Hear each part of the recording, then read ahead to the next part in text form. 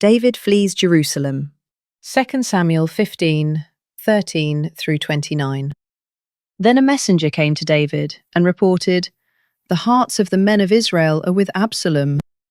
And David said to all the servants with him in Jerusalem, "Arise and let us flee, or we will not escape from Absalom. We must leave quickly, or he will soon overtake us, heap disaster on us, and put the city to the sword." The king's servants replied, "Whatever our lord the king decides, we are your servants." Then the king set out, and his entire household followed him. But he left behind 10 concubines to take care of the palace.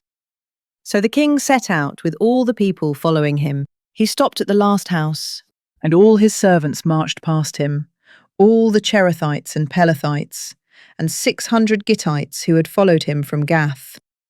Then the king said to Ittai the Gittite, "Why should you also go with us? Go back and stay with the new king, since you are both a foreigner and an exile from your homeland. In fact, you arrived only yesterday.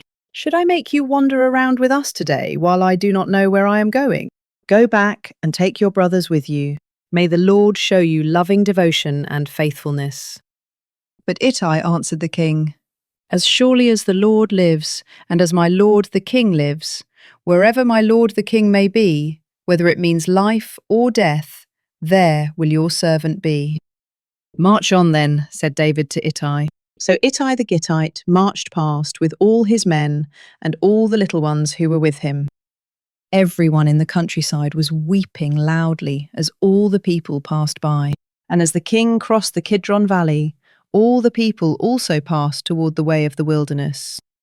Zadok was also there, and all the Levites with him were carrying the Ark of the Covenant of God. And they set down the Ark of God, and Abiathar offered sacrifices until all the people had passed out of the city.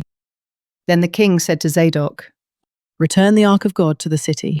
If I find favor in the eyes of the Lord, he will bring me back, and let me see both it and his dwelling place again.